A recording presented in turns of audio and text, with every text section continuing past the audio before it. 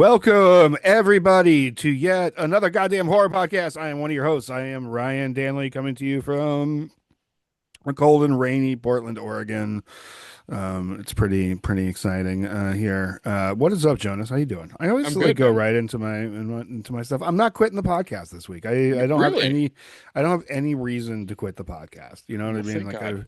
I really have nothing better to do. You know Dude, what I we're on mean? eggshells every week because it's I like, is know. he going to be a fucking magician this week? Or like, is he going to be a ska median? Or like, what is it going to be this week? Like, Watch guy. Apparently, I've done twice recently. yeah, you were Well, a watchman. yeah, no, I just decided I'm good with the podcast today. I made a reel earlier and I posted it that I was pretty excited about. In downtown Portland, literally one block away from Powell's bookstore. Hmm. Which, if everybody doesn't know what Powell's bookstore is, it's like the biggest bookstore. It is a block It's of books. fantastic. It's Yeah. fantastic. It is fantastic. It is a I still try to shop at smaller bookstores simply because even though that Powell's is an independent bookstore and family owned, it is a behemoth, like a massive behemoth, It's the, like a massive freaking bookstore. It is yeah. a full city block. It has used books and old books, which is really cool, right next to each other. Not like you know what I mean. And It I've also always has like that weird rare book room that you have to like be yeah patted down before you go in there. And I think if you yeah like fart in that room, you get arrested. Like yeah it's weird, exactly. but like And everything in there is worth like $1,000 or more. Like, it is really one of like Portland's like premier destination points. A lot of people come there when they're downtown Portland, and they have a couple shops around town. They have one store that's all just cookbooks. They have, and so a lot of people go to, and I work a block away from Powell's, which makes my sometimes my quote unquote breaks as I run up to Powell's to check something out. Long, but they have opened across the street from my work another bookstore. wow. Just a random independent bookstore has decided that we are putting a bookstore like a block. And now some people will think that that's like ill business or whatever. And I'm like, no, man, that's cool. Like that's cool that in Portland, Oregon, you can open up like the David to the Goliath down the street and be like, you know Yeah, what? dude. This might work. Yeah. You know what I mean? Like this might That is happen. confidence. That That is is confidence confidence. in your brand to be Right. like, "What's up, Exactly. pals? I'm right here." Like, Right, and like I haven't gone in there yet because I have a physical inability to go into a bookstore and not buy something. Like yeah. I have this thing like when I go I'm into that a way book. with Blu-rays. I just Right, can't but I do have it. this thing when I Like, go in a bookstore. I'm like, well, what if I died later today? And I was like, I had an opportunity. I lost any other. This is the last time I was in a bookstore. You know what I mean? Or right. like the world ended. I'd be like, why didn't I buy something that last day? Should You have know been what in I that mean? It's bookstore, not like man. because buying books and reading books are two entirely different addictions. And yeah, so I'm pretty excited about that. I mean, like Portland gets a lot of shit in this world, but like I'm routinely defend it, and that is one of the things I'm going to defend about Portland today. So I'm going to I had Competing bookstores. like competing bookstores, but like But real David versus Goliath. Like, you I mean, real like anybody that knows anything about Powell's books, like you're gonna have one of two schools of thought. You're gonna be either gonna be like the balls on that bookstore to be like, I'm right in front of Powell's, or the confidence of that bookstore to be like, yeah, I'm right in front of Powell's. Come on, yeah, like we're bring gonna it, do it. We're gonna do it, and we're gonna do it my way. So yeah, so that's it. Graham, how you doing, man? I'm okay. Is that like Strand? Yeah, it's like Strand in New York. So like Okay. Strand in New York is like the Powell's of New York. Like it's huge and it's like almost an entire city block. Okay. But then we have like little micro bookstores all over the place, but we don't have any that are like right across from the Strand. Like that would be Right. No, no, kind that's of what I'm Forbidden saying. I Planet, was but trying to figure out. Yeah, I mean that's the closest they might have Powell's is even crossover. bigger than Strand. Yeah. Right. Strand's pretty big. I didn't even realize there's floors, more than one. Yeah, Yeah. yeah. Powell's is like that too. Powell's is all weird. It's like I'm split always level. impressed when there's more than one floor of a Yeah, store, Hmm. honestly. Even the yeah, big ones, I'm like, good job. You got two floors here, Target? What's Macy's going has like on? 9. Like, Right.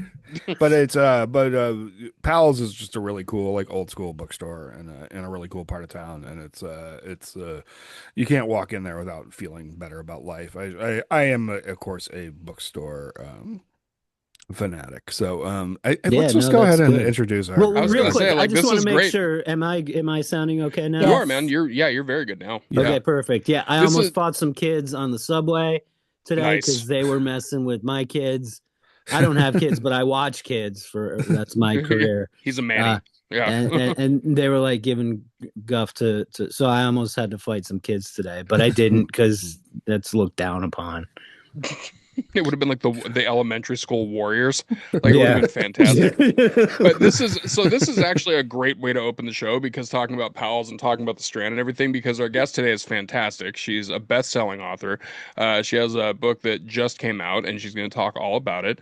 And we're very, very happy to have her. Christina Henry, how you doing? Good. Thank you guys for having me. Oh, Thank you. absolutely. Absolutely. Absolutely. So the place where they buried your heart is fantastic. That's what just recently came out. hmm Why don't you for the listeners who aren't familiar with it, why don't you break it down a little bit? So, the book is about a 13-year-old girl who's at home. She's grounded, and um, her brother comes into her room and tries to cheer her up, and she's in a bad mood. So basically, she tells him to scram. And she dares him to go into the abandoned house on the block, and he does, and the house eats her brother. Mm. Not not in a metaphorical way. Yeah. Like an Quite actual literally. eating way. Uh, The use of the word scram is Yeah. gorgeous. It's just like one of those words. Yeah, Like scram, get out of here, kid. as a comedian and as a writer myself, I a fan of collecting words. I love the word rummage a lot. I love hmm the word debris. Pilfer. Um, Pilfer's a good one. He Pilfer's a good likes word. trash. He likes Yeah. garbage. Right. Mhm. Scram though. Miscellaneous. Yeah. Scram is like one of Scram's a those great things one. that Yeah. like like just means like what it sounds like. You know what I mean? Like hmm there's just no way that you can say that. So I'm gonna add scram to my little list of words It's going back to Yeah. the vernacular. that I love.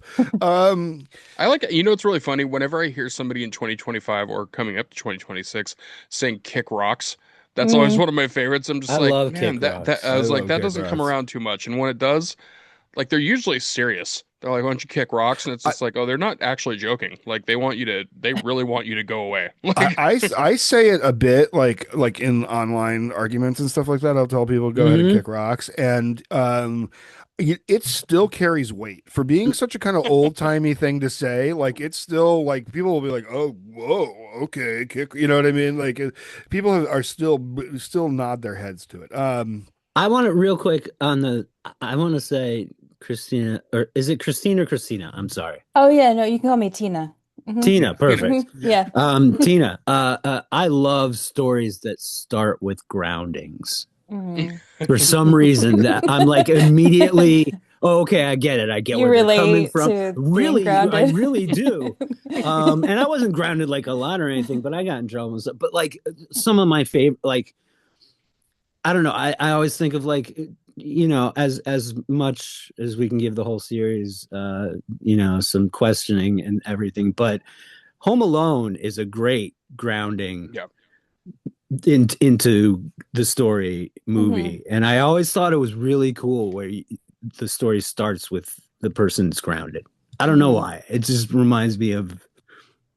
It gets me right into it. So anyway, Yeah. yeah. yeah, that's I mean, super it's cool. it's like kid jail, right? Right. Yeah, yeah, It's like they're trapped in this space, yeah, and it automatically creates feelings for the main character, right? Sure. Because they're resentful that they're stuck at home.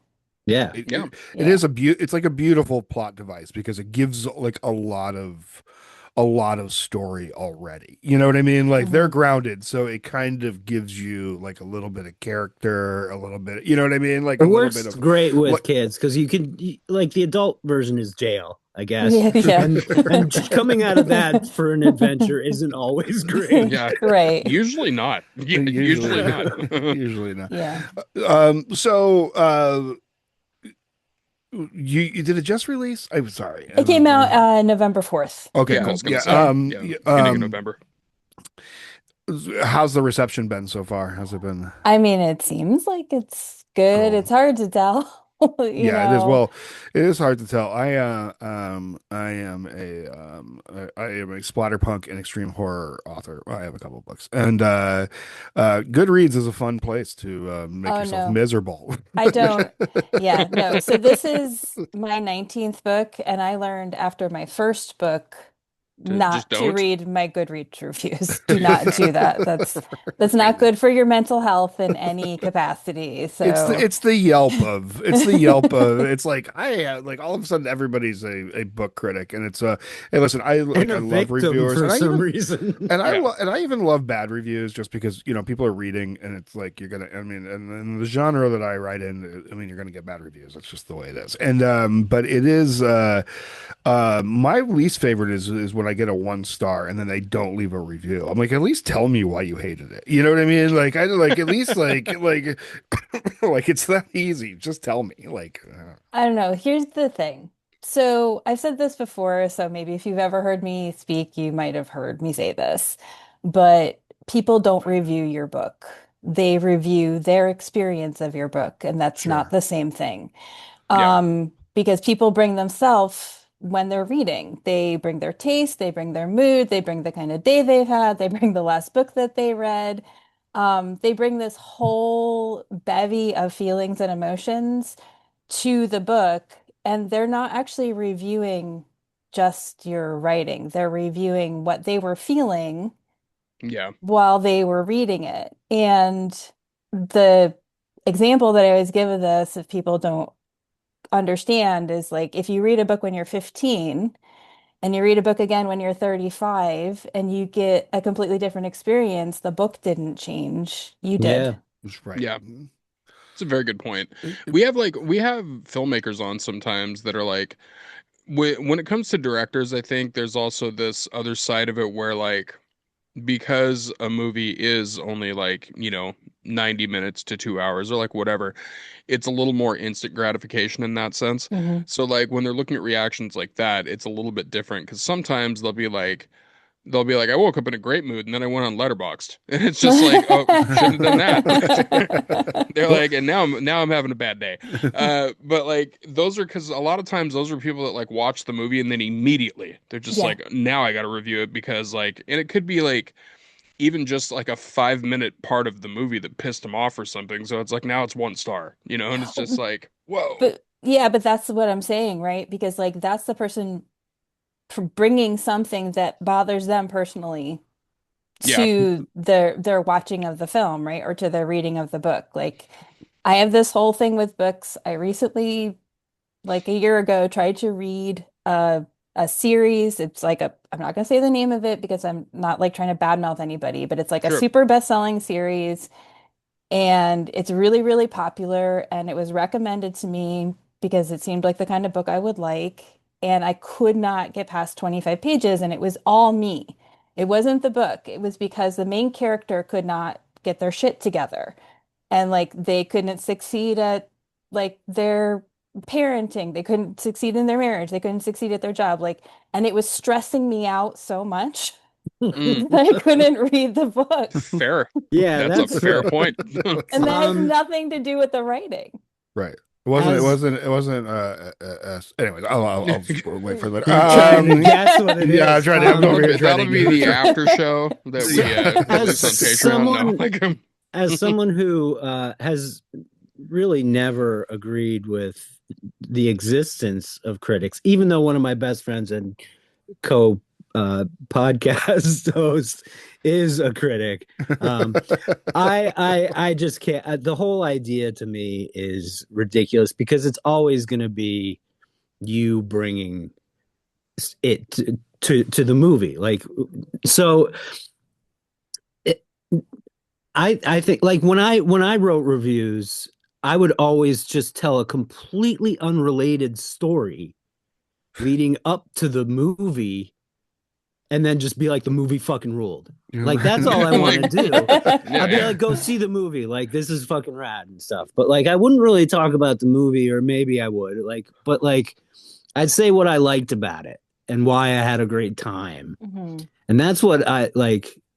I just try to find fun in anything. So like Especially or art in yeah, in general. art in general, especially indie art, I'm trying to find I can find pretty much anything good in almost anything, whether it's usually not the acting in horror movies, but the special effects or the story or just like a cool point or a cool shot or something. Like I'll be able to find something, and if I get excited about it, I just want to tell other Right. people Yeah. about it. I don't want to tell people about the crappy movie I watched on Tubi at 3 a.m. last night because I barely remember it because it sucked. Like, I Bro, don't I'll need to tell spread that everybody out. about that I know shitty you 3 a.m. movie. I'll tell will. everybody. I'll be like, I dude, watch it. Like, I'll be like, you need to watch this movie. It I was think terribly awesome. Like, I think before we get more into your book, I think my point with the whole with and I really like what you're saying because they're reviewing their experience with it because that's a really good way to put it into perspective because it used to be when there was like a restaurant critic, they would have to go three times before they could say something bad about it. There was rules to to public critiques of things, and if you were a book reviewer, you're kind of more like a figure skating judge isn't judging whether they like the figure skating. They don't care about the clothing or the song Or the choice or song they picked. Yeah. right, right. yeah. They're looking to make sure that the foot hits the ground correctly and the ankles are straight, and they're looking for those bits in there, and that's like an honest review. It's like I'm meeting a book or a movie or a band or whatever where they're at, and are they doing what they're attempting to be doing, and is that being done well, and instead it's like, oh, I didn't like this book because it was like a haunted house, but you're like, well, why did you read a horror book? You know what I mean? Like, can you like, Yeah. Well, this is a question I actually asked yesterday on Threads, and I mean, some people responded honestly. I asked why I never understood why anybody hate reads something, Mhm. because there are like literally thousands of books out there, and like if you're not into a book for whatever reason, like you can put it down. You're yeah, not obligated to finish it. And some people were like, I just like to complain. right, right. Somebody else was like, my friends really wanted me to read it, so I like pushed through, even though I hated it because I wanted to talk about it with them. Tell them Um, how much I hated it, Right. and I I was don't like, want their okay. We're not recommendations friends anymore. anymore. Like, like, I Yeah, mean, I was kind of surprised by people's honesty because it was a little bit of a joke, but it is hard to give tone on social media. no, no, totally. I DNF'd a sort of popular horror book this year, hmm Just for wasn't for you. it just wasn't for me. And then there were Yeah. some things I kind of didn't like about it. Like it was about native stuff, and the person isn't native, and they even acknowledged it. You know what I mean? But like, I just wasn't like, you know what I mean? Like it's not like a bad book. It wasn't really like my thing. I think you know what I mean, and that's okay. You know what I mean? Yeah. I also don't like Moby Dick. So I like like I think it's long and it's boring. And I think it's just a lot. Like it was definitely written, and I like a lot of. I hate the term literature. You'll learn if you ever know me. literature. I hate lit because who decides what's lit? Like why is Edgar Allan Poe lit, but Shirley Jackson isn't? Who decided that? I mean, But I can tell lit. you Men. why. Yeah, well, I think we know why. I think I'm just like, It's We men. know. I think We we do know know. why. We know why, right? We know why. Yes. But like and so I am, and I like a lot of it. I just don't think, I think, I don't know. Moby Dick's, I mean, it's an amazing like piece of work, but like, I'm just like, I don't know. Don't feel like spending my time like hating on a book. So you've written 19 horror dark fantasy books. Yeah. Like how do you like get into like this is like, did you always know you were going to write horror? Were you a horror reader as a young person who was going to do that, or did horror just start to come out of your fingertips when you started to write? So I always wanted to be a writer ever since I was 12. When I was young, I read a lot of fantasy. So like I sort of scooted sideways into horror from fantasy, which I think isn't that unusual because Sure. they used to actually be shelved together in a lot Yeah. of Yeah. stores. But my parents gave me Stephen King's Eyes of the Dragon when I was 13. Mm. And because Nice. there was a fantasy book, right? And Yeah. they're like, oh, you're gonna like this because it's a book about dragons. And I loved it. So then I was like, oh, his books must not be that scary because I read this book and that was fine. It's like And the one that was purposely not scary. Yeah, like well, And then in that time period too, that was like the one. You know Yeah. what I mean? Like it wasn't even like, yeah. So that's funny. so, and then I was like, so I went to the library and I got Christine. Great choice, right? Yeah, So, right. that's a big jump. That's a big jump. but when I was younger, I mean, like my horror origin story is just that like I'm a Gen X girl, because Gen X girls we used to go to the video store before we had a sleepover, and we would get somebody's older sibling to rent like two or three horror movies for us back in Right. the days when there were video stores. And we would stay up all night watching horror movies, and then we would play with the Ouija board, and then we would go into the bathroom and try to summon Bloody Mary in the Mhm. mirror. I mean, like, this was what we did when we were kids. So, like, horror was just part of our lives. Was this I did all this too. Yeah. Yeah, Yeah. yeah. So just for the record, like this is Yeah, my life as well. Yeah. the amount of times that I Ouija tried to board. summon Candy Yeah, yeah. was No, like, absolutely. Oh, I got one just right over here. I really find that this entire show Hmm. is deeply rooted in video store culture, and Hmm. kind of what you're describing, like Yeah, a that, like hundred percent. that chunk of life of like, like VHS. One of our earliest shows, we had Brian Yuzna from Reanimator and Honey, I Shrunk the Hmm. Kids and a bunch of things on, and he sat us down and gave us a lesson on VHS 80s and 90s VHS horror, and I think that like that lives in us, and I think that like it's not as like geeky and nostalgic as it sounds, but it is the origin story that I think that like we are very fortunate, as I'm not really like a fan of like the 80s. I don't get geeked out on the 80s because I think it was really problematic and has led to a lot of the problems that we have now. And what would have been a good time to stop a lot of the problems that we have now, but Yeah. instead we fan the flames during that. But there are some things during that, and the access to being able to watch horror movies whenever we wanted was in that section of the video store. I think established a lot of us as like horror people, just like if 100%. you were attracted to that corner of the store and you just like looking at those boxes and like, like Texas Chainsaw. I remember looking at the box of Texas Chainsaw Massacre and be like, I have to see this. This is like, I mean, like the box was scary as a, Yeah. you know what I Legit. mean? And like, and and then fun stuff like the stuff and like, you know what I mean? Like all those shelves and yeah. Chud. So Chud, yeah, Chud is one of my Chud for sure. favorites. We love I Chud. actually Ghoulies. almost wore my Chud shirt today.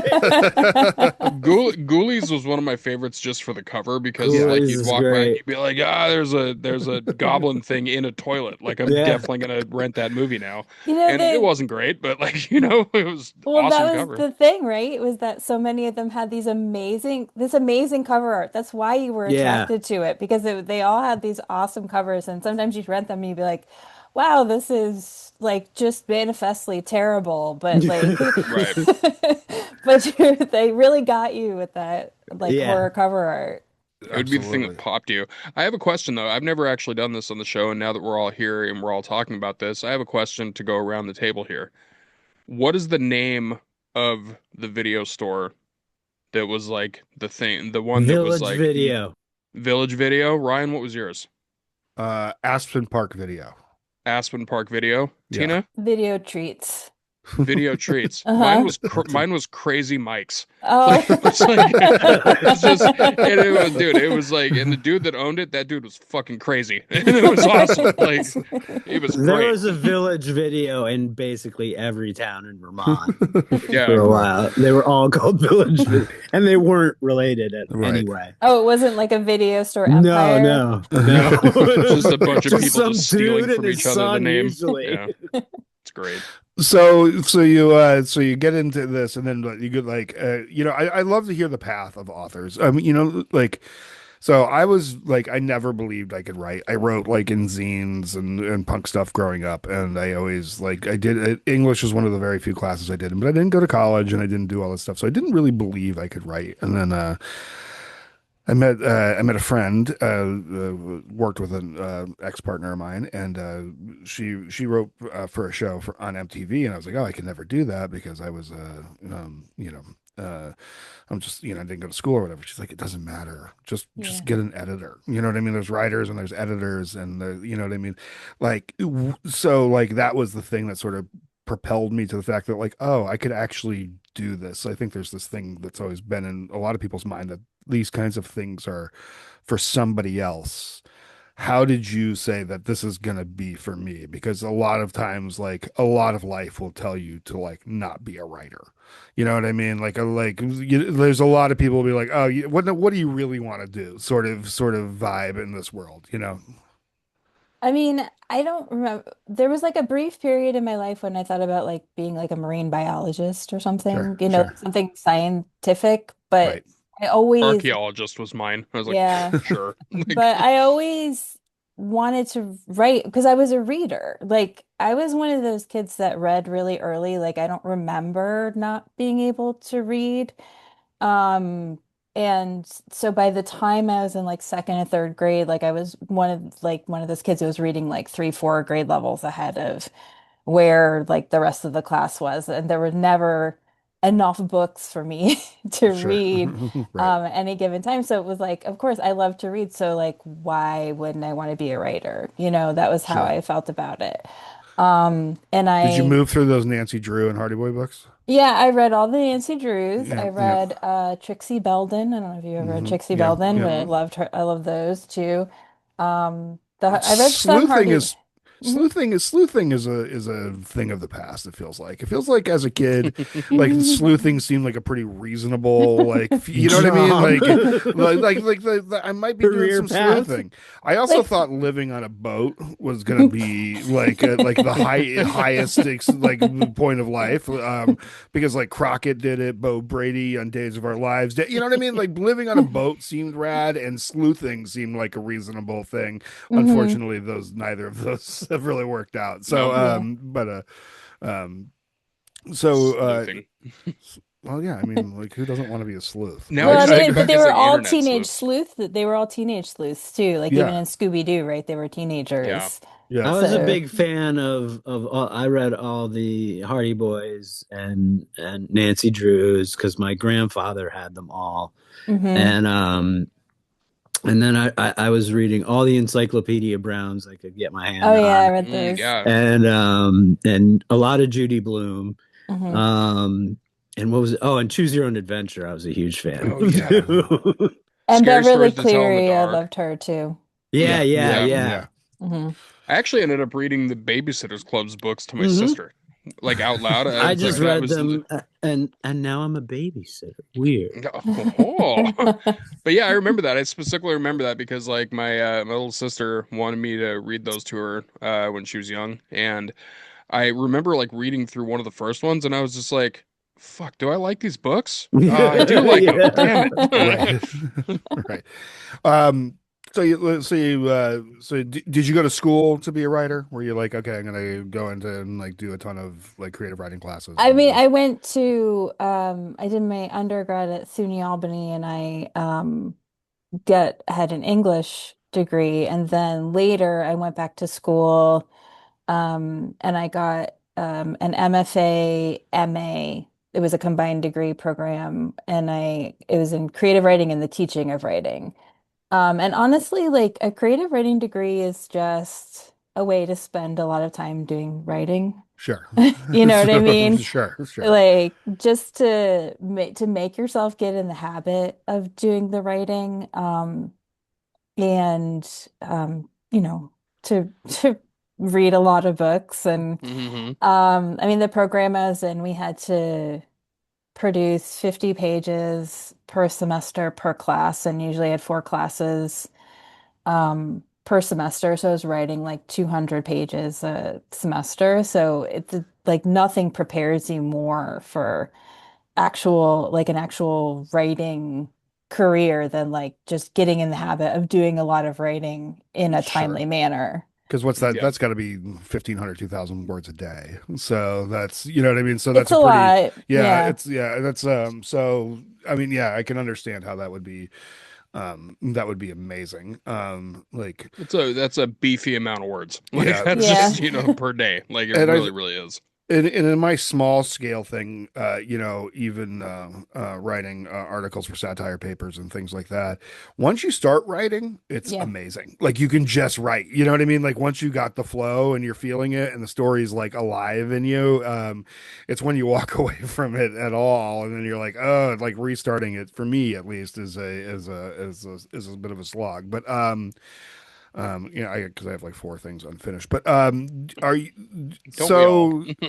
so? Your first book, how does that? What's did you go for fantasy, dark fantasy first? I can look it up, but Yeah. or did you go for horror? Yeah, so it was a dark fantasy, urban fantasy, it's called Black Wings. It's about a woman who's an agent of death, and Awesome. Nice. Awesome. um, she has a pocket gargoyle named Beazle. Even Um, better. Yeah. Keeps getting better. Yeah. and I wrote the book. I had kind of like been picking at it, and then I said to myself, like, I just need to do it, because you can't send out something you haven't finished. Yeah. And so in like maybe like 6 or 7 weeks, like I sat down, I had like three chapters, and then like I just sat down and wrote the rest of it. And I wrote it while my son, who was 2 at the time, was taking naps. So basically, my productivity depended on how long he stayed down. So, like, some days that was half an hour, some days that was 3 hours. You're like, let Um, me finish this thought. Come on, I'm right there. and then I finished it, and I was querying agents, and I spent about 8 months querying, and I couldn't get an agent. And at the time, Ace Rock Berkeley, which is the publisher I'm still with, actually, Nice. they had direct submissions. They had a slush pile. So I submitted to the slush pile, and 2 weeks later, an editor called me with a 3 book contract offer.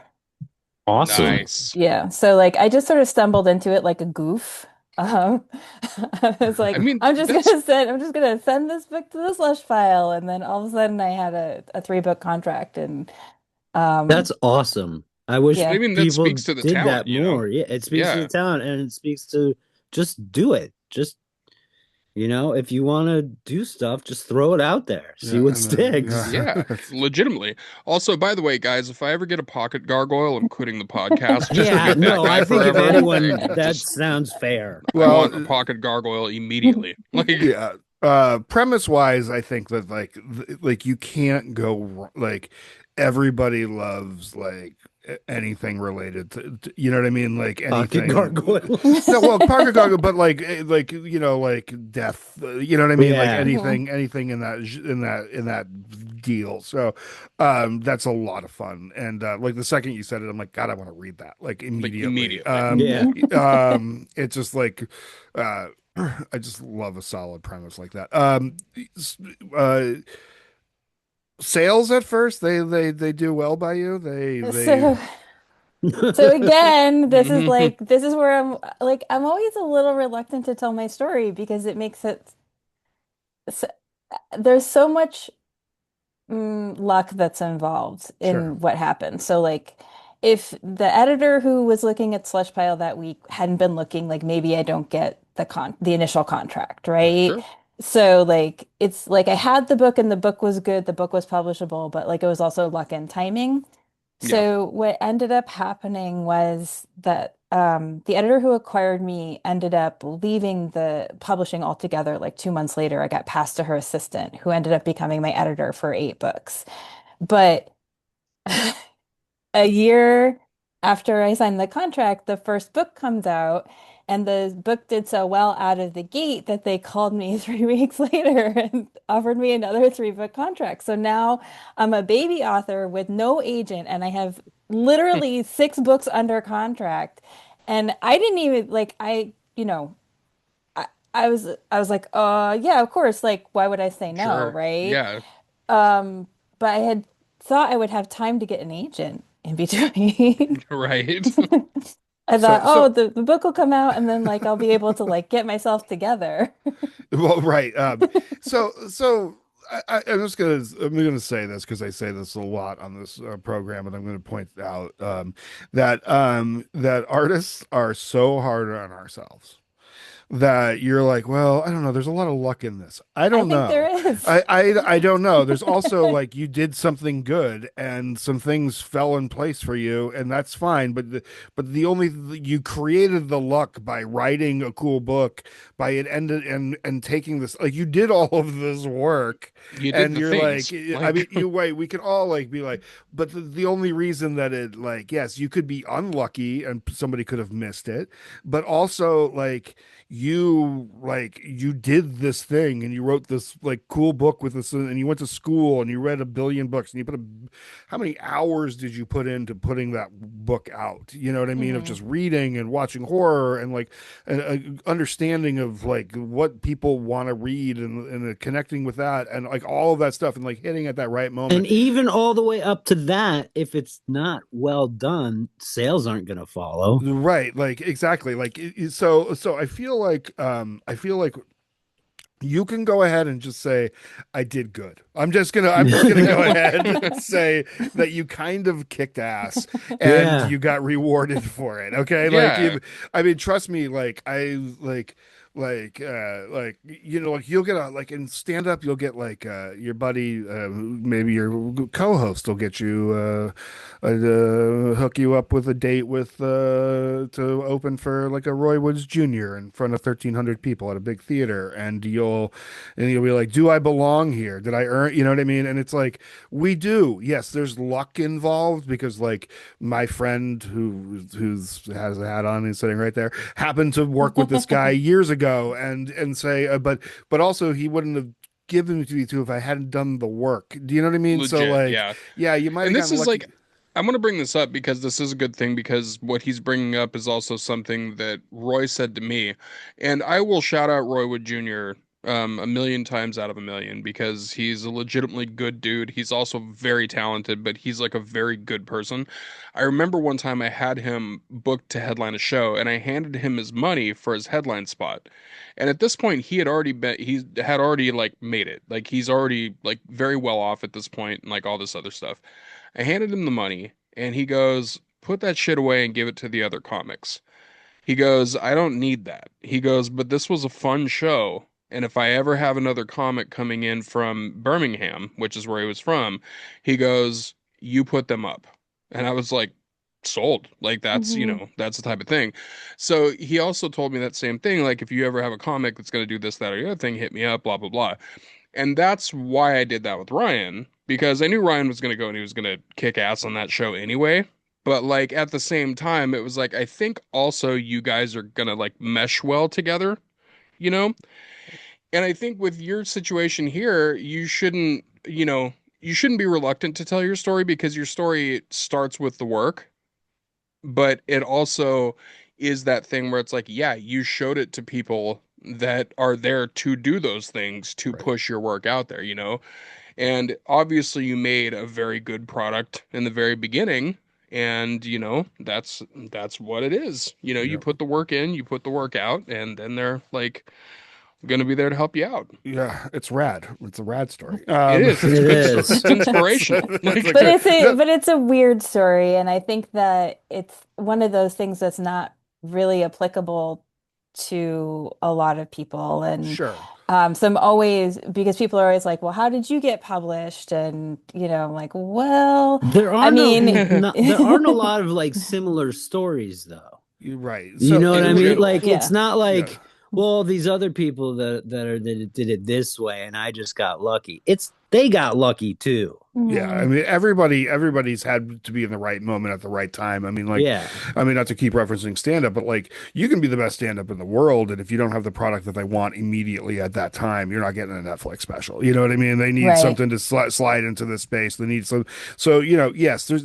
I guess in all of art, to be like to get like a paycheck, like a real paycheck, there is going to be some sort of like I have to be in the right moment at the right time. I mean, that is the reality of it because there's only so many of these slots that they're giving people. You know what I mean? Yeah. So it's so anyways, I'm sorry. I just feel like artists that we're all incredibly hard on ourselves, and I think it's like really like one of the things that makes us good at what we do because we have to be like, well, there has to be this like hard energy, but I'm just like, no, like you deserve it. You know what I mean? It's okay Like to you deserve it. you did a ton of work and like you engrossed yourself in something for a long time and read your whole life and then wrote a cool ass sounding book. I don't know. Anyways, sorry. I just it's like if anybody deserves to get the spot, it's you. So Right, Oh, thank legit. you. Yeah. yeah, and also, and then like more female voices in horror is always super important too, Yes. and We like need that more. Yeah. and so I just I love to hear these sorts of stories. So wow, and then you got to stick with like the same editor for 8 books. That's wild. Yeah, so I was again like it's funny because she also left because she decided to leave publishing. She like went to, she wanted to move back to her hometown in Rhode Island, and at the time, like if you left New York City, like you left publishing. That was it. Right. Nowadays, like people can like edit from anywhere, right? And like Right. a lot of times people don't even necessarily live near the publishing house, but she ended up leaving. But again, like I got passed to her assistant. So it's just like getting handed off as these people were leaving the business. But I've been with the same publisher for 15 years, which is also kind of crazy. Yeah. That is crazy. That's and so I'm glad that's working out for you. I've I mean um I know some authors that may or may not have been on the show, and they've ended up with one of the big four. And it can be really, I mean, it can really be really difficult, you know what I mean? Like to go from being like in smaller houses and all of these things and then end up in these like monster sort of situations where they basically have you rewrite a lot of book. And you know what I mean? And like the rewrites are really, because they need to fit, they kind of you start being almost like a hand of them. And you know what I mean? Of like what Yeah. they want. And so to be able to work with a publisher that's working for you is pretty cool. I think everybody's experience is a little bit different, but I will say that having been in this industry now for as long as I've been, so my first book came out in 2010. Hmm. I do think that publishing is different now, and I'm not confident that people could have the kind of career that I've had because I don't think that big publishers, even small presses, don't necessarily nurture their authors like through the mid list the way Hmm. they used to Hmm. like they used to acquire you for their list like with a long-term aim of trying to keep you on their list. Right. And they would, I got lucky because my editor who um was editing me during Black Wings, which was the name of that series. So I did 7 books, and they had originally asked me for 9, and then they said, we're gonna end the series now because there was like there was an urban fantasy bubble and it had burst basically Mhm. Right. on the market. Like there was too many titles on the market and like sales were declining overall. So I said to my editor, well, I owe you 2 more books, so what do you think? And she said, I don't know, just write what you want. We'll see. Because she said nobody knows what the next big thing's going to be. So I wrote Alice, which is like easily my most popular book, like Hmm. worldwide. So it ended up being just because my editor was willing to say, take a chance, Yeah. try something, just do something, whatever you want, even if it's outside of what you've written before. And um, like that changed my career again in like a different way. But I don't know that a lot of authors have that opportunity now to work with an editor who says, "Oh, well, your series is ending, so like just write anything." Sure. Yeah. Yeah. just just Just go throw ahead something and at the wall and we'll see what happens. Yeah. That's Yeah. gotta feel pretty good though, too, to like be in to come out with your first book and then be locked into a series. Hmm. And then when that comes out and you're free, all of a sudden you're even bigger. Yeah. Like It how, was that's yeah, amazing. Yeah. Like legit. it how was did you weird though because Alec people was so different from what I written before. People thought it was my debut. Like people who hadn't heard in the Oh. other series, they were like, "Oh, is this like your first book?" And I'm like, "No, this is my eighth book." No, I have many more. I um do want to mention this because I'm not gonna name who it is, but I have a very good friend that is one of the part of one of the big four, and Hmm. she's like at like she's at like the top tier of one of the big four, Hmm. and I've talked to her multiple times about like about books and about publishing and about all that stuff, and I know she's not the norm, 100% not the norm Hmm. because she for sure is the type, especially now, where when she has an author or has a person who comes into, the bubble and is talented and also humble, like, somebody who like really is putting in the work and everything like that, man, she is tenaciously loyal. Like Hmm. to that person because it's like, you know what, you took a chance, you worked your ass off, blah blah blah blah blah, all the things. And like she very much is the type of person that's like, no, we're gonna stick with you for, for as long as you want to be here and as long as you want to put this stuff out. And I know that that's not the norm, but the reason that I bring it up is because they do still exist. And Yeah. they exist in the really, really big ones too. And I think anybody that is, aspiring to be an author, um, Ryan is a good example of like, you don't know if you can write until you do it. And then you sit down and you do it. And like, this is not us kissing his ass because he's a podcast co-host, but like, honestly, the two books that he's pumped out, they're fantastic. And he would have never known that he could do that if he would have just sat down and done it. Right. And um people have to, you have to try, yeah. that I mean that's the thing, right? Like Yeah. if you want to do it, you have to try. I mean, the number of times, I don't know about you, Ryan, but I've been asked like, how do you publish a book? And I always say, do you have a manuscript? Right, like do you have, yeah. Well, and I mean honestly, if you want to, I mean I'm technically self-publishing, and I have some interest in some from some other people, but I'm just going ahead and putting stuff out so I can, because I think that's a good way to come up at it at this point, is like get yourself a little bank of books that you put out, and then you can work with the more the genre.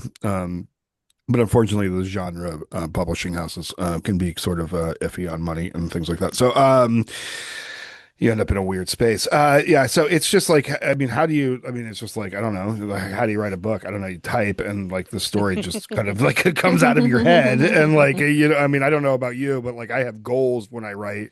I don't know, like there's a lot of different ways you can do it, but like, but like when I'm writing something, I'm very character driven, and like I try to put myself in the place of it's almost like freaking improv. You know what I mean? Like you're like, and what would this person say? And like, it's very much like that writing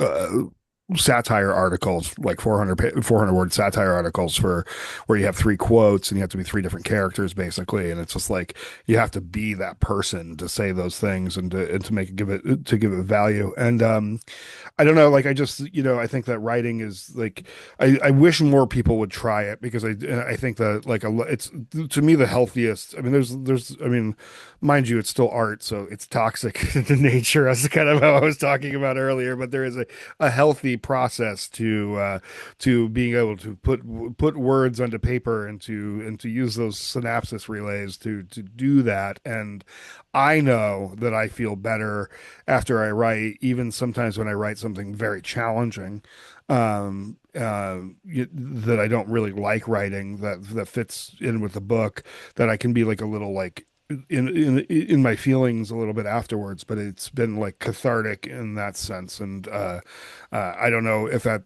this point in your career, if you still feel that way, or I mean, do you lose that at some point when it becomes more work than not, or is it still like in that zone? I mean, I write because I love to write. Like Right, if I didn't want to do it, then I would do something else. right, Um, I I love the process of writing and I love the time. I mean, I have now spent like 15 years under contracts, right? So I do have deadlines, but um I love the time when it's just me and the book and nobody's seen it, you know, just like my editor hasn't seen it, my agent hasn't seen it. It's just me and the story and it's just mine. It belongs to me. right. And I don't write from an outline. I just start writing and like see where it goes. And that's because I want to discover the book the way a reader does. And Right. that's why I still love the process because I'm discovering the story as I go. That's Yeah. cool. Yeah, it's yeah, I love that.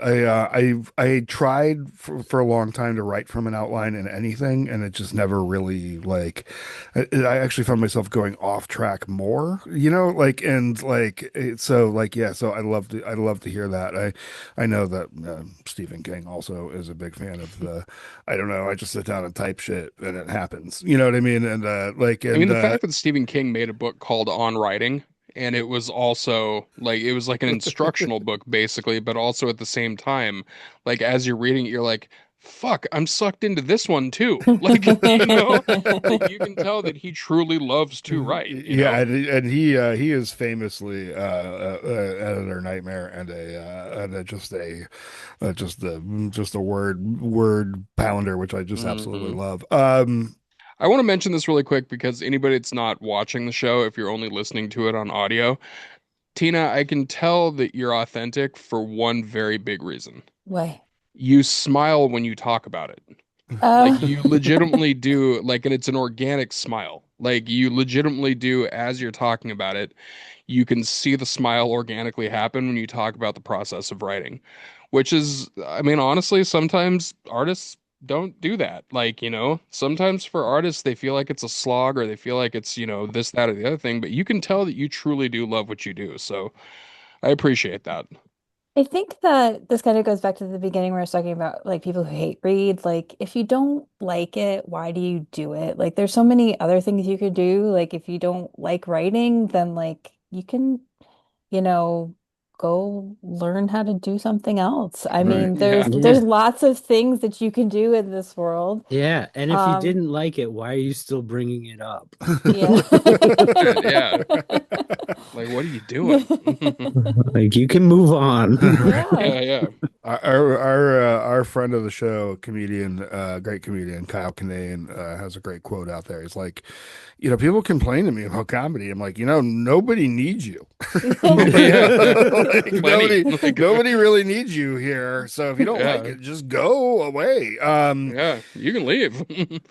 So I mean, and then do you start going and we'll kind of wrap this up and get this up to the book that you're at now. So Seriously, we Would but no, could this is a talk, great we could nerd conversation. out on books with you Yeah, for a very long time. yeah, So we're gonna go to your current book. you Like, have to understand like I love books and I love the process and I love what people do to get there and you know what I mean, to find that in their mind and the fact that like you can go to a Powell's and you can go to like there's still people are still reading books, like a lot of people are with all of the other other things available to us in this world. People are still reading books, and like I think it's just such a beautiful thing, and I think that it's still amazing that people are still like, because you could see almost like in this world with like with so many other distractions, how people could just not read books. And I'm sure certain it's less than it's ever been, maybe, but I still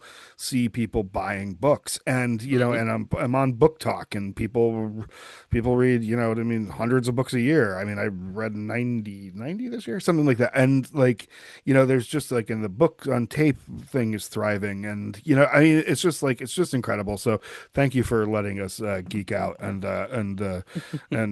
with you about it. So do you start trending more towards horror at that point? Do you still want to write dark fantasy? But like, did you have feelings about closing up the series? Was that weird for you? Um, it was tough only because they had basically contracted me in in like groups of three. So I had started writing book seven thinking, oh, this is going to be the beginning of like kind of the final trilogy of the series. Right. And then I was, I don't know, maybe 30,000 words into the book, and they were Oh. like, we're not gonna do any more after this. And I was like, shit, I have to go. I was like, well, this book's gonna be late because I didn't want to be one of those authors that like just left readers hanging. So like wasn't able to do what I had intended for the final bit of the series, but I went back and kind of like tried to like rewrite it so that I could wrap things up in a relatively satisfactory manner. Sure, sure. Um, and then I wrote my weird horror Alice in Wonderland book. Awesome. Which I'm a big fan of Alice in Wonderland. If you can see it there, Ah, I have Yeah. the Cheshire on my arm. mhm. Yeah. Um, There's a Cheshire in my book. It's not that kind of Cheshire. Yeah, Different yeah, kind of Cheshire. that's all right. well, I'm looking at it. So I mean, you have like, yeah, the Alice Chronicles are widely reviewed. Your Lost Boy, the true story of Captain Hook. So you have something really interesting. So you've interesting, like you've gone to some interesting places, and I really, really like that. Like, like Horseman, A Tale of Sleep. You've touched on a lot of like other existing stories, and I think that's really cool. I think that's Yeah. really like We're a lot of big fun. fans of taking those old characters and Yeah, stuff and And stories. making them your own and yeah. like doing that Yeah. whole thing with it. So you start focusing kind of on that, and then now you're into like a straight up haunted house book. And A Hungry House book, a really. hungry house, yeah, hungry house, which I get. How do you feel about kind of writing in that world? Well, I mean, I have six books that would be considered reimaginings of the Right. 19. But the last several books that I've written have just been original horror, though it's not really a term that I like because Sure. I feel like the other books, the reimaginings, were also original in my Yeah. Sure. opinion. Right. No, sure.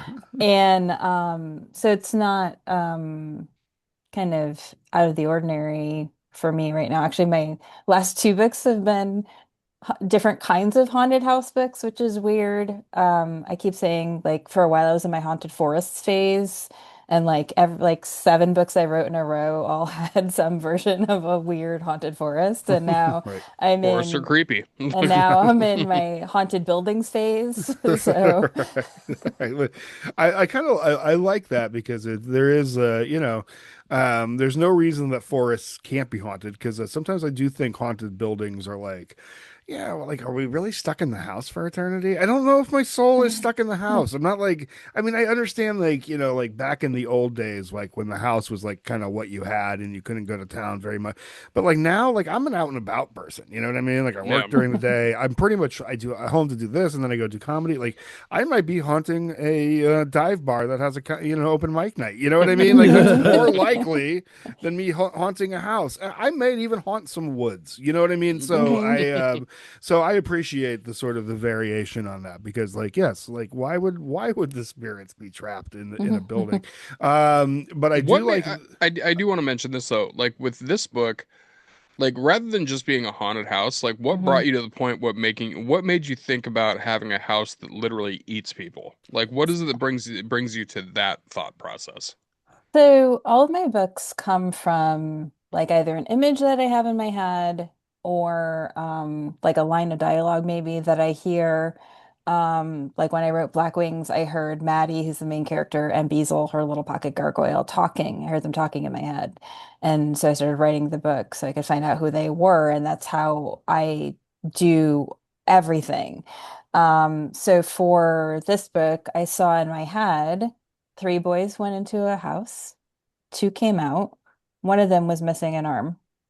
And I said, what happened to that kid? right. I How feel did like I've they? seen that when I took too much melatonin once. Well, I love it. Available everywhere, right? Yeah, Yep. available everywhere, Download hardcover. Including Pals, and maybe the new independent bookstore that's very close to Maybe. Pals. Yeah. Yeah, but how do you, I Awesome. mean, isn't that crazy though? That down, I mean, you're familiar Hmm. with Powell's, Yeah. clearly. Yeah, but I mean, I think cities can sustain a lot of bookstores. Like I live in Wrigleyville, which is near Wrigley Field in Oh Chicago, yeah. and there are one, two, three, four, five bookstores within like a mile and a half walk of my Oh house. wow. Wow. Yeah, so there's Unabridged Books, Roscoe Books, Three Avenues. There's actually a Barnes and Noble, and there's The Last Chapter, which is a romance only bookstore. So Oh like, wow. yeah. Interesting. We Oh, had a we had a brand new horror bookstore just open up in Williamsburg, Brooklyn, which actually that goes to the point what you were saying, like as far as like people really do still read and really do still want to read. That book store is called The Twisted Spine, and they were only open for a month before Brooklyn got like flooded. We had like yeah, a I saw. torrential, and like the amount of people that came out of the woodwork to help that place, like, recoup losses was immediate. And it was also like way over the goal. Like it was people were like, no, fuck no, you're not going out of business like that quick. Absolutely not. Like, your Right. bookstore rules, you guys are awesome. Like, and so people like really stepped up. So people are definitely still out there, definitely reading books. Um, I feel like in Brooklyn we have like just as many doors as liquor stores. Am I chopping up yes, you're Yes. again? chopping up again. Fuck, I'm out of here. I'm sorry. That's okay. Sorry, bro. Sorry, Graham. Bye. Sorry. Bye. Bye. Sorry. Poor Graham, Sorry. his computer got haunted. That's Yes, actually his what computer Oh, is happened. haunted. it was my fault probably. We were tempting Yes. ghosts, and they were just like, I got you. Yeah. Well, do you want to attempt to? We could talk to you really about books and I horror. love to talk about books. Oh Yeah, yeah, yeah, we it's love to talk about books. we're How about art this? nerds. How about this? Before recommendation time, who are you reading now? Who do you like? Who did you read this year that you really liked? Who did you, you know? So I read pretty widely. I probably read about 20 books this year that I for blurbs, so I got a chance to read a lot of books early that I really Right. liked. But primarily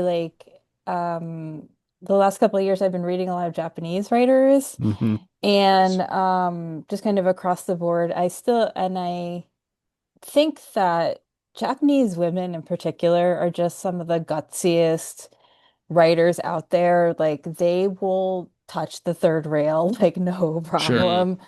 Natsuo Krino is one of my favorites. I don't know if you've read any of her books. It's, She wrote an amazing book called Out, Hmm.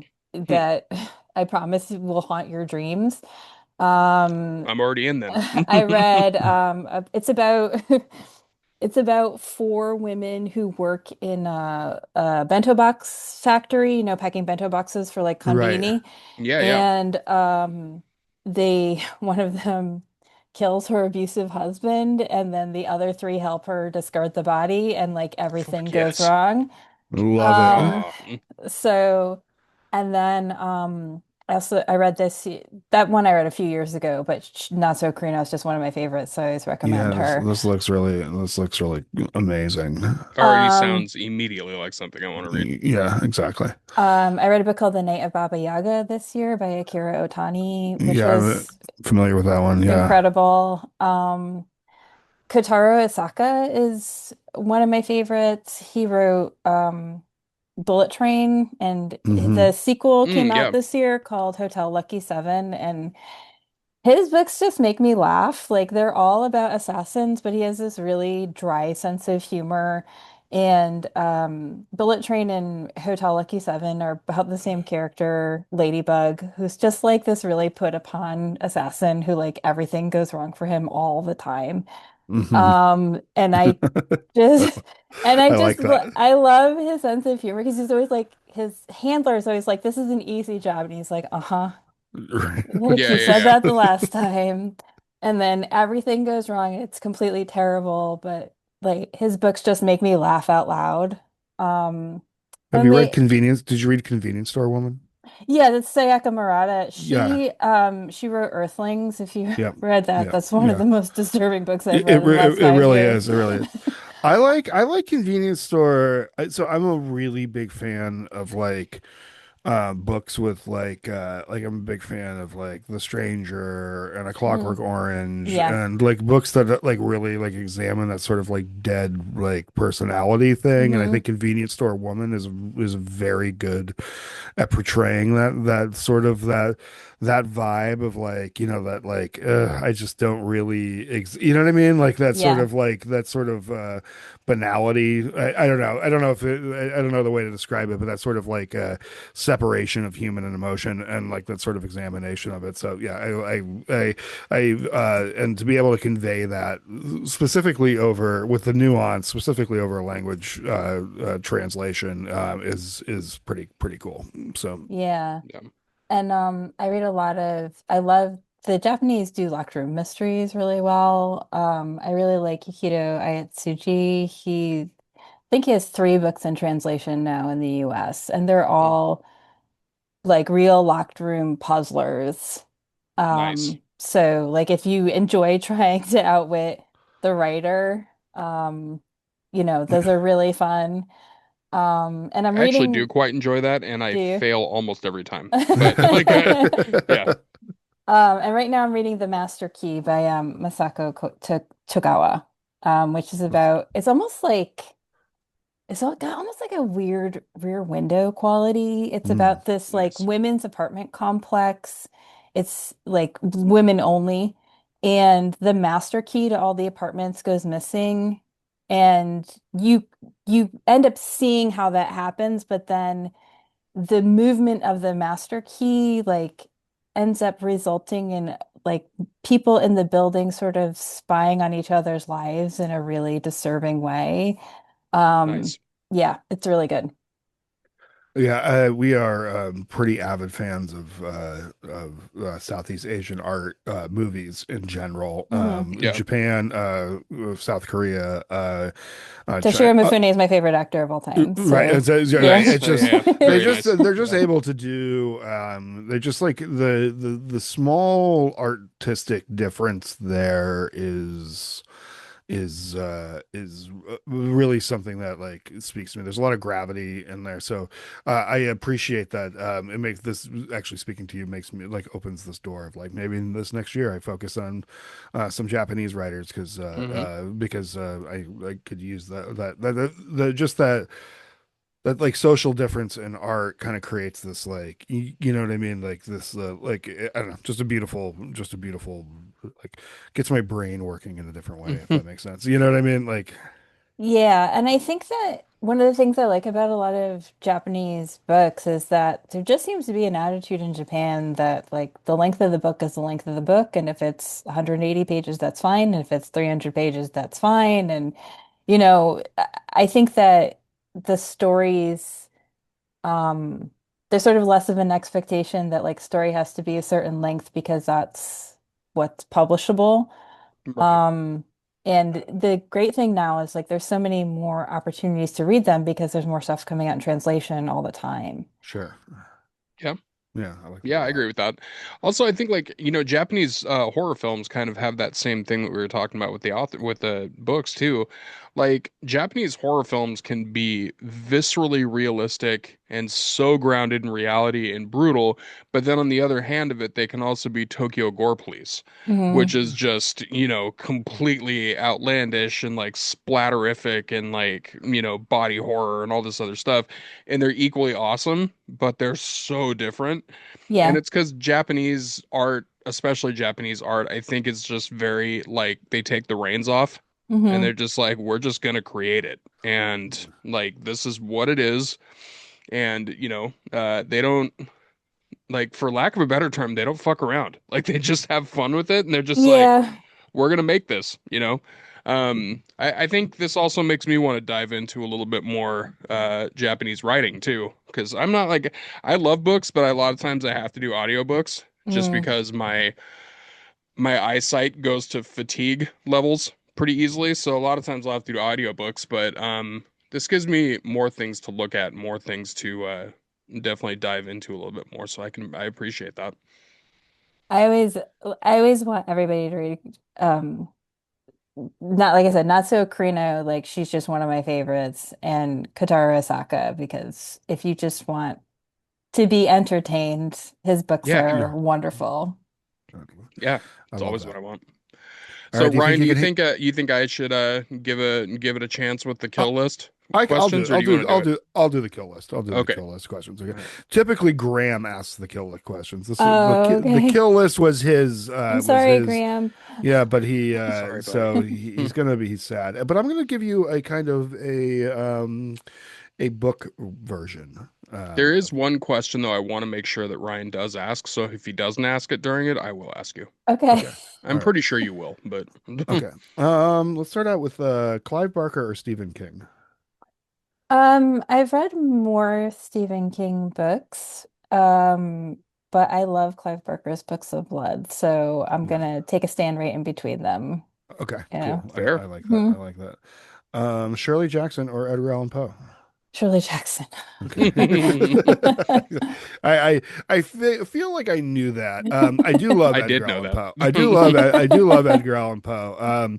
This is a side question. Did you like the Haunting of Hill House television show, or do you think that it lacked and this I understand is leading, or do you think that it lacked the great like feminist literature thing that it should have had?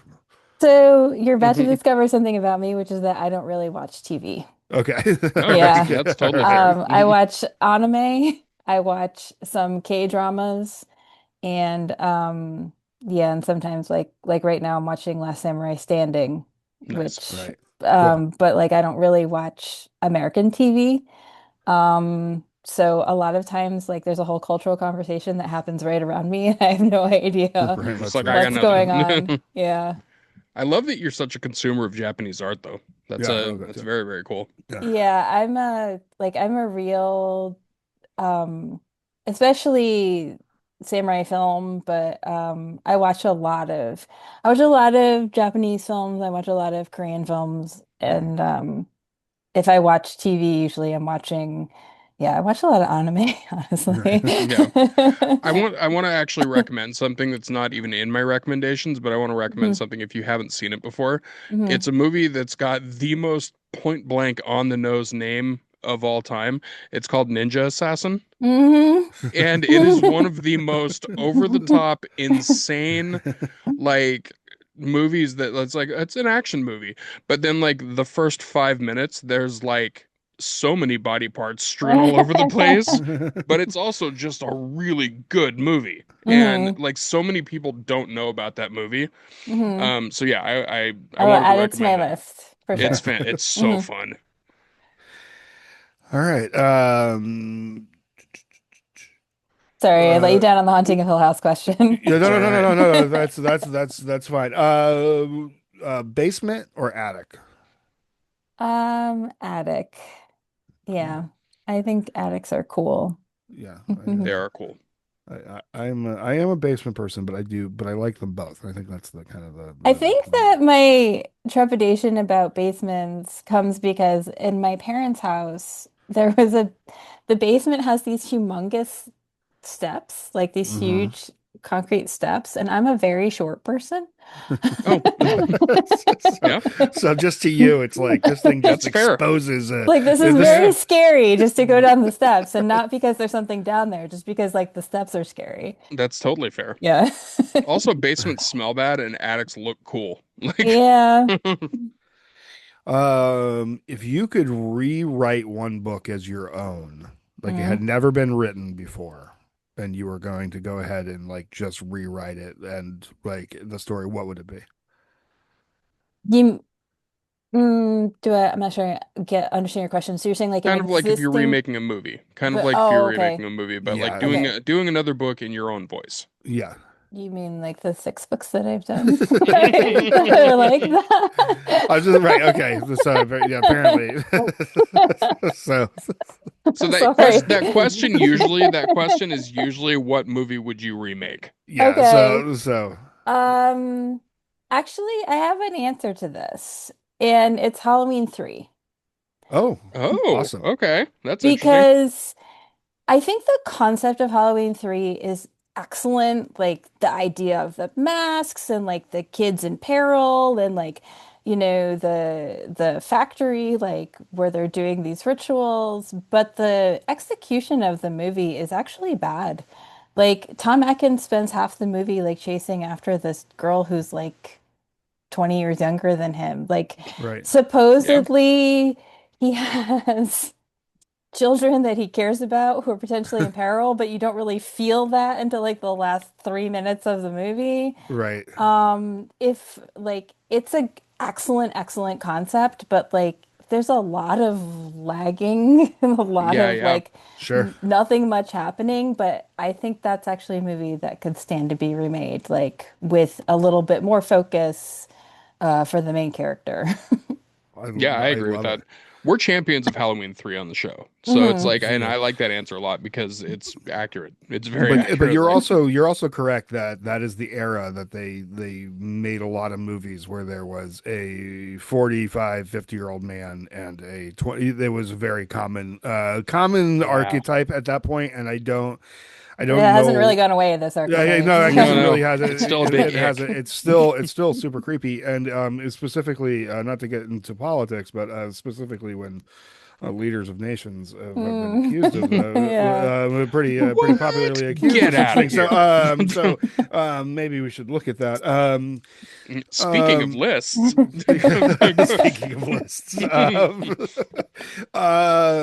it's we have to laugh. This is, Sorry. yeah, or we'll Yeah. cry, or we'll all cry. Exactly. That's Yeah. exactly what it is. Hmm. What book or movie, you Hmm. depending, would you erase from history? Oh, It's always a loaded question. gosh. Also, our most It passed on questions. So feel is. free Yeah. to like. Generally, artists don't like to destroy art. I have no problem with it. Here's the thing. Yeah. Here's the thing. Hmm. There's two ways you could answer this. Yeah. You could either answer it as in like that terrible piece of art, or Hmm. to see what would happen with the chaos effect. If you eliminate it from history, what happens? Sure. I mean, there are some things that I could potentially think of, but I don't know. Yeah, I guess I'll pass on this one. That's Okay, Yeah. fair. okay. That's totally Yeah. fair. There's a lot of a lot of potential outcomes. Hmm Does it See, rhyme like, with Smeen Moots? Anyways, uh, Graham eliminated Scream because he wanted to see what would happen to the slasher genre No. if Scream didn't exist. And I was like, okay, because he loves Scream. Like Yeah, me he's a big, too. yeah, same. But he was just like, but it changed the slasher genre forever. So he's like, what happens to the slasher genre if that happens? So it's like that's an interesting take on it. Although But I yeah, would argue that Wes Craven already did the meta thing years before that when he made New Nightmare, but that's a whole other yes, Yes, he yes, conversation. yeah. That's did. yes. It's That might be my second favorite Nightmare on Elm Street in the entire series. Yes, because it's the first one and then the seventh one and the third one. Basically, it's the ones with Nancy that are good. right. So, yeah. Boom. hmm Yeah. Yes. Yes. Although I'm a big fan of three. Yeah.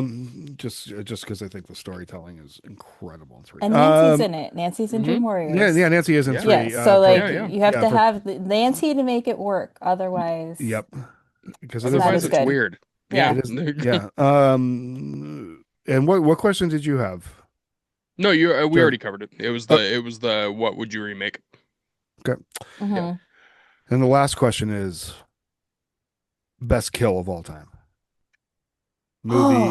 Oh, when Sandro kills Tetsuya Nakadai's character at the end of Sandro, which Oh is wow. have you seen Sandro? I think describe the kill and I'll be able to tell So you. it's one stroke, it's one sword stroke, and then um he the blood machine went crazy and it just started spurting blood everywhere. Nice. And it's one of these things where it's like the whole thing takes like, a second and a half, but it's amazing. Right. Um, Fantastic. and then there's just like blood spurting everywhere, and then Nakadai falls down. By the way, Tetsuya Nakadai died a month ago. He was 92 years old. Wow. Wow. He like long outlived his peers.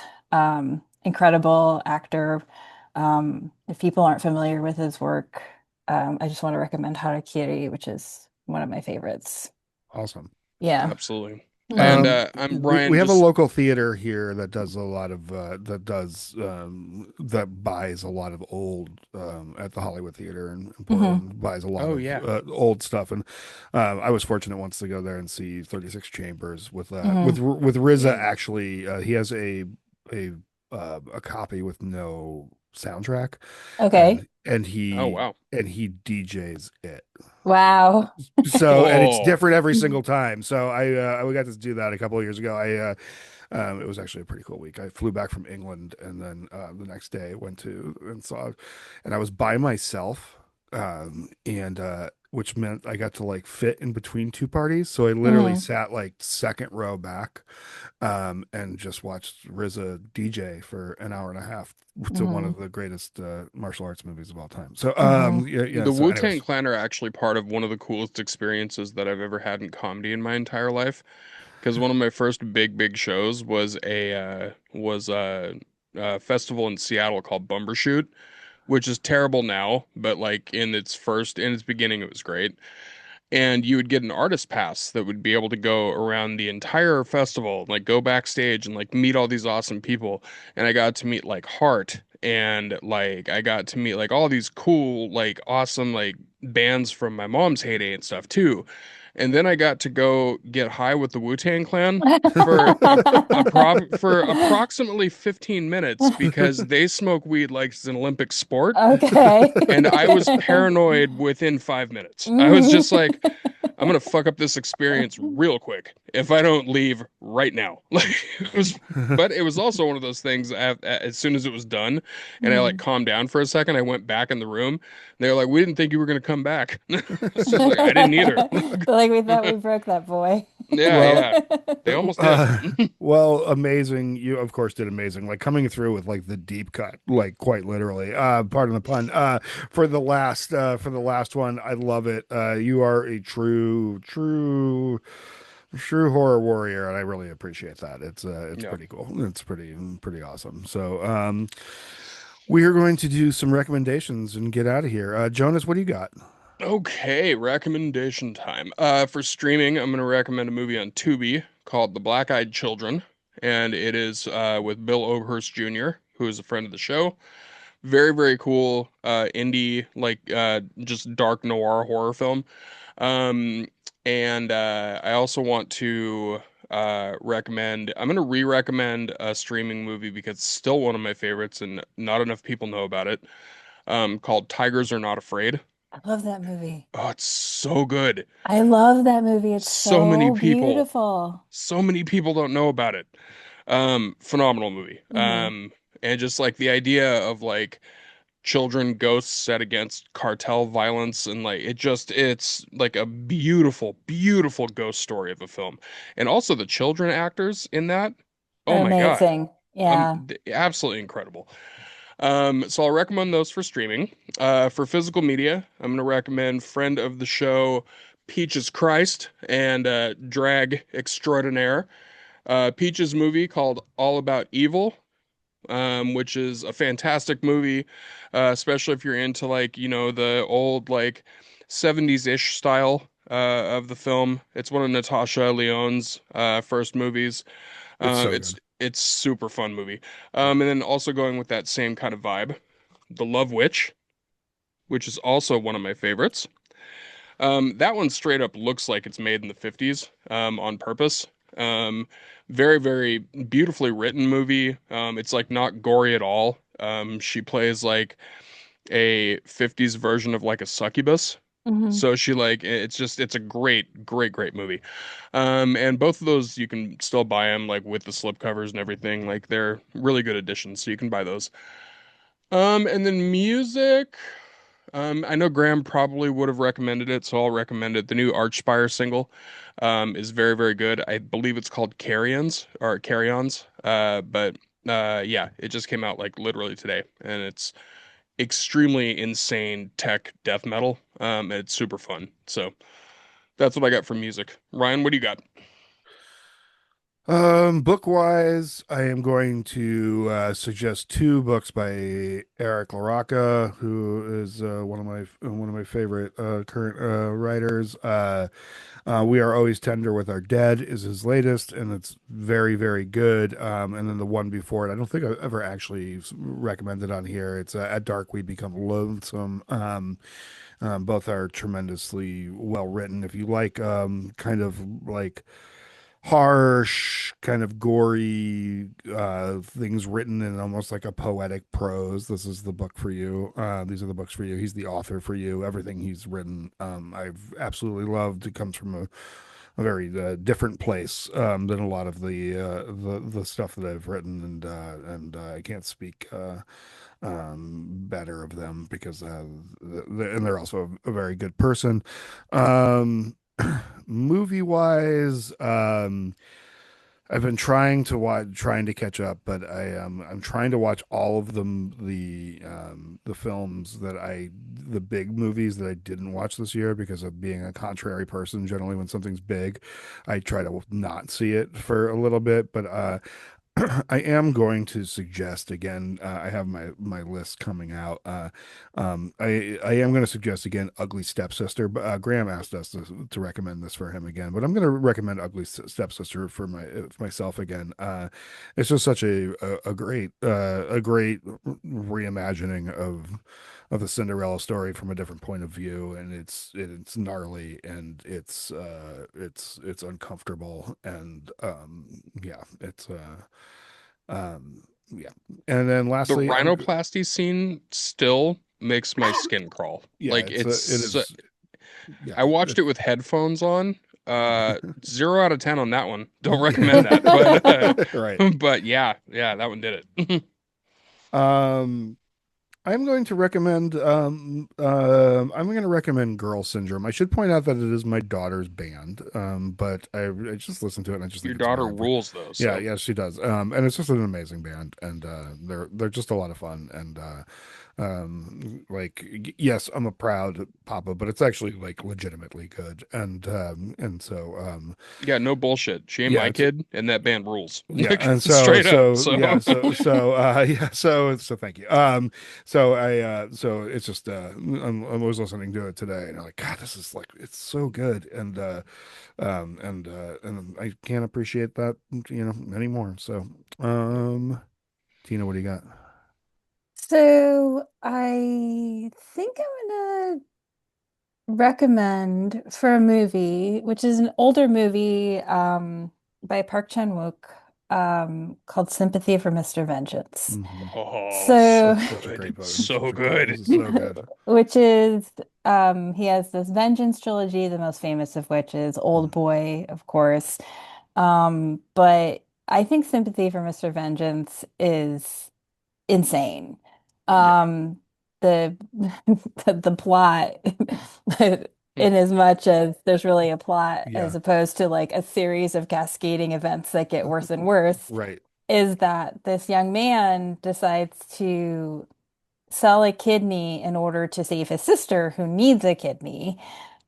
And of course, the people are just like organ harvesters who take his kidney and leave him with nothing. So, in an effort to get the money for his sister's surgery, he decides to kidnap the daughter of a very wealthy man. And of course, he intends this girl no harm, but nothing good happens. Yeah.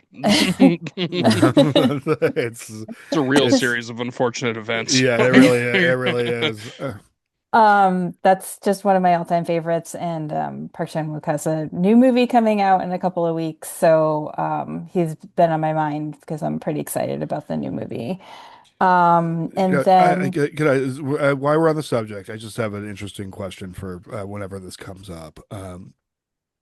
I think he almost has three and a half of Vengeance movies because his section of Three Extremes is mhm, mm, also vengeance based and sort of came yeah, out during the vengeance period of time. hmm So there's yeah. this part of me that feels like he was in it. So there's like a little like aperitif, like a little like vengeance aperitif like Yeah. in there. Anyways, A that's Vengeance Amuse Bush. yeah, Yeah. exactly. It's like this is a little sniff to report. You know what I mean? This Yeah. is like yeah. Anyway, sorry.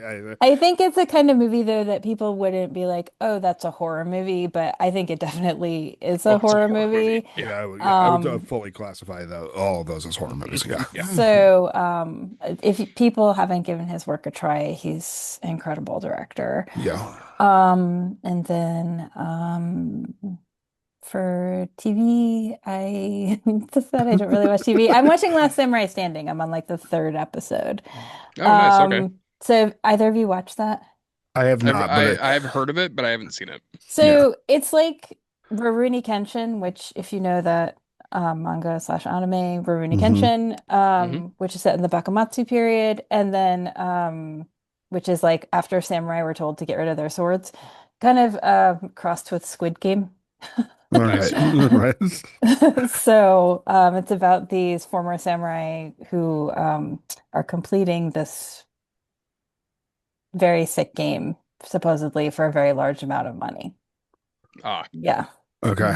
Okay. I have a Yeah. side question based off of that recommendation. hmm Are you caught up on or have you seen Alice in Borderland? I watched the first two seasons. We haven't watched the third one yet because Sweet. our 19-year-old, the son who was 2 when I was writing my first book, is now Right. 19. Yeah. And he's away at school. And so when he comes home for Christmas, we're gonna watch it Awesome. Nice. all Dope. together. Dope. Yeah. Yeah. hmm That's a side recommendation for me because that series rules. Yeah, it's Like, really good. It's yeah. really, really good. Cool. And then for a book, so I made several Japanese recommendations, Hmm. and obviously I wholeheartedly recommend all of those. But I also recommend One Yellow Eye by Lee Radford, Okay. Ooh, okay. which is a zombie book that's not really about zombies. Okay. It's Oh, we love exactly that. the kind of book that I love. It's about the aftermath of, a zombie plague. Um, it's set in London. They're trying to rebuild. The main character is a doctor. It turns out her husband was bitten, but she can't let him go. So she has him Ooh, locked in her apartment so that she tries to find a cure. So it's kind of about zombies, but mostly it's about love and letting yeah, go. Right. It's really beautiful. And I recommend it. Awesome. that sounds awesome. Have you seen The Battery? Mm-mm. You should definitely watch The Battery. Is It it a was TV show or a movie? it's a movie. Okay. And it's a movie and it's also a zombie movie that's not really about zombies. It's hmm about two guys that wake up in the middle of a zombie apocalypse and they have to learn how to survive in an enclosed like thing. Okay. while they're being surrounded by this apocalypse. And Okay. it's really a story of these two dudes kind of going like, what the fuck do we do? Like we Hmm. have to survive as people. Like and it's also a movie that was made, I think, for $800. Oh, Like wow. it was super cheap. Like and it's like yeah, it's kind of a marvel of filmmaking. It's a fantastic movie. And it's streaming. So Cool. I will look for it. yeah. You are amazing. And we thank you so much for joining us. It was You're so nice of you guys to have me here and to listen to me talk about Japanese books oh and no, no, samurai movies. I'm actually like no, I'm actually like incredibly stoked on it because Yeah, yeah. I mean, it's fun to like I get it more than like I am like I am a nerd about like specific things. You know what I mean? Like I'll really get into like this or like oh you know what I mean? And I like that because like I mean, it just shows that you like really truly like everybody's fine and everybody's great, and I appreciate everybody's art appreciation, but like it just shows that you are truly like at that level where you're like, yeah, I'm kind of searching for outside of the normal list, and like I mean like I and I like that a lot. You know what I mean? Like because I just think that it's like like as somebody who spent a lot of years watching, you know, a lot of Asian films or films from the, you know, Indonesia are amazing. And like, so like, and you can kind of like get into it and you're like, oh yeah. And like I was saying before, you just have that like different sort of like when you look at art from a different world, like the first time I ever saw Suicide Club or Ichi the Killer or any of Mhm. those movies, like my mind was blown because it was like beyond even just being like gnarly, they were just it was just like different. It was it's kind of like the first time I actually ever saw RoboCop. You know, as a kid, Yeah. you know, and you saw RoboCop and you were like I mean, people don't. We've all seen RoboCop now, and I think there's a great appreciation for it. But like, it was satire. It had like Asian like cinematic violence in it. It had like you know what I mean. It had like all of these different elements, and like we hadn't seen that before. And I love that. I love questing for those things that are just like really cool like that. You know what I mean? So I deeply appreciate that. So thank you for bringing Yeah. that to the table. Also, And I don't know if you knew this, Tina. This is Mhm. only part one. We will be bringing you back for a part two because you ruled. So, like, yeah, yeah, sorry, it's you've gonna happen. Like, So that I just can so that I can do like the entire works of Akira Kurosawa and goddamn Masaki right. Kobayashi. exactly, Exactly. exactly. And thanks to everybody worldwide for tuning in. We do have a Patreon. If you go to AGHP 666, you can join our Patreon. We have multiple different tiers of everything from a $1 thank you to a $20 tier. We appreciate that. Normally, Graham reads has that list and reads off the names. But Graham has been sent away Yeah.